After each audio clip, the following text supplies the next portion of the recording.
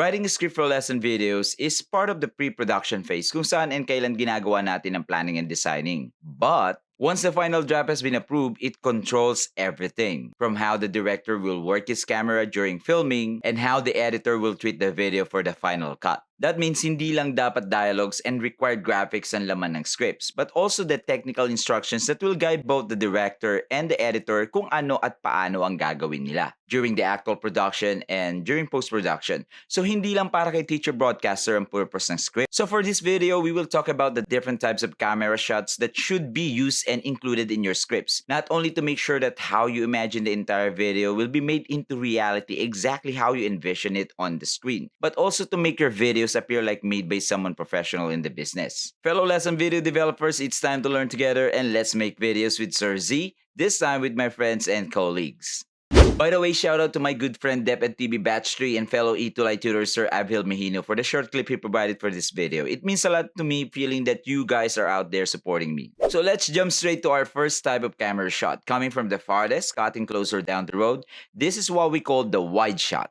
We have the teacher broadcaster inside the frame in full view from head to toe, nasa frame siya. But the main intention of this shot is to display the location, the event, or kung ano yung nangyayari sa paligid or lugar kung nasaan si teacher broadcaster. Which is of course relevant to what the teacher broadcaster is saying or to the topic for the video. Also sometimes it's mainly for establishing the location at the onset or somewhere sa simula ng video in case na gusto nyong i-showcase yung location for cinematic purposes as well as for promoting the area or the event. Again, ang emphasis or focus sa shot na to is the location or the action that is taking place habang yung teacher broadcaster is also in the shot. To speed up writing, sa script natin, we indicate wide under the video column with the initials WS, together with the specific framing using the rule of thirds. Don't you worry, I will discuss script writing for recorded lesson videos for on-cam teacher broadcasters and the rule of thirds for lesson videos on 2 other separate episodes. Cutting closer, susunod ay yung tinatawag nating full shot. We either bring the camera closer to the subject physically, in this case, sa teacher broadcaster natin. Or during the editing, ikakrop natin yung wide shot ng teacher broadcaster para maging full shot. With full shot, si teacher broadcaster or kahit anong subject, buo siyang kasama pa rin sa frame from head to toe or the entire object in the case of non-living object as the subject. And this time with less surrounding area included in the shot. So mas malapit siya sa camera kumbaga. Just like with the wide shot, kasama pa rin ng konti yung surrounding area sa shot natin dahil just in case, kailangan natin pakita yung location to visually reinforce the discussion. Like kung meron nangyayari or action taking place relevant to the topic. But unlike the wide shot na yung location or event ang main idea ng visual, sa full shot mas priority si teacher broadcaster with the surrounding area serving only as background para sa kanya. On the script, indicate this type of shot as FS for full shot. This next one is actually the standard farthest type of shot used in televised educational videos here in the Philippines for practical reasons. This is the medium full shot. For our teacher broadcaster, this is from the knees up. Since this is one of the regularly used type of shot, you can use this conveniently. Mas madalas itong gamitin bilang pinakamalayong kuha, as well as the next 2 shots that will follow after this. For the script, this is MFS.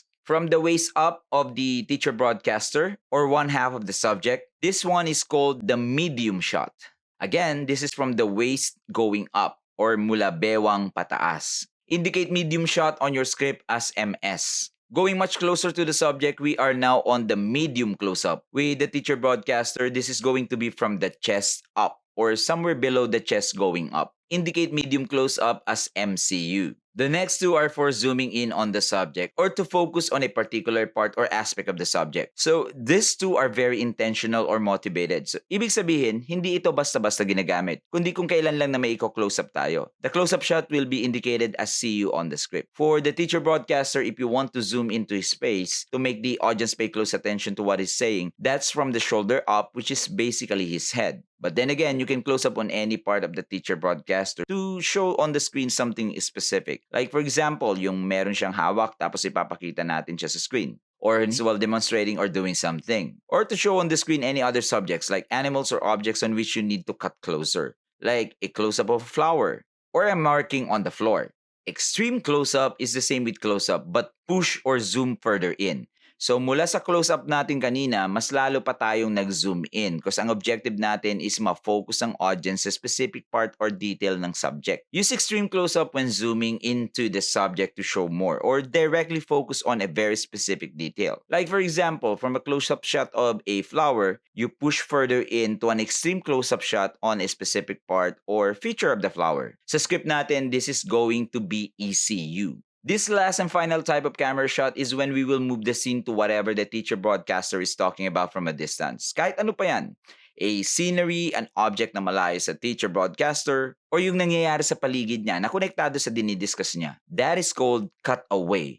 For example, the teacher broadcaster while at a school grant is talking about students doing extracurricular activity behind him. So mula sa teacher broadcaster, lilipat tayo dun sa eksenang tinutukoy niya. Ipapakita natin yung sa screen kasabay ng kanyang dialogue. In this example, we cut away to show the students doing their activity on the next shot. On the script, cutaway should be CA followed by the word to para isulat mo after kung saan pupunta yung cutaway. So for our example, students doing their activity. Ikaw na ang bahala kung paano mo i-describe yung detail. Basta dapat very short lang and clear kasi nga ito ang gagawin ni director pati na rin ni video editor using the script that you have provided them. For beginners, if you're dealing with a teacher broadcaster, mula sa listahan natin kanina, I suggest you start with the medium full shot, medium close-up, and kung ililipat nyo na yung camera away from the teacher broadcaster to display or show something from a distance habang siya ay nagdi-discuss, that's cutaway.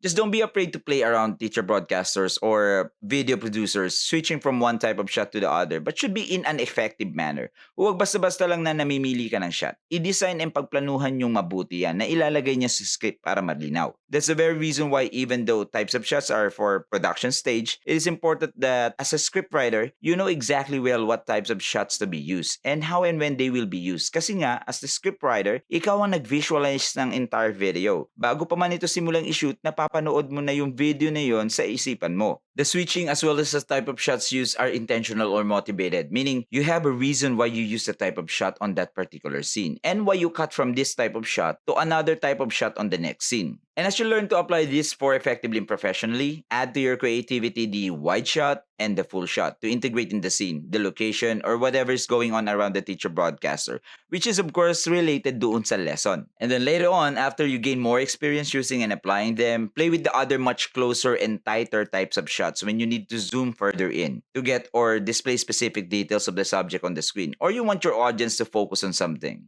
From the different types of camera shots, watch this video where we will talk about proper camera framing for lesson videos using the rule of thirds. So but for the meantime, this is Sir Z. Thank you so much for watching, guys. Stay creative, everyone, and I'll see you again soon.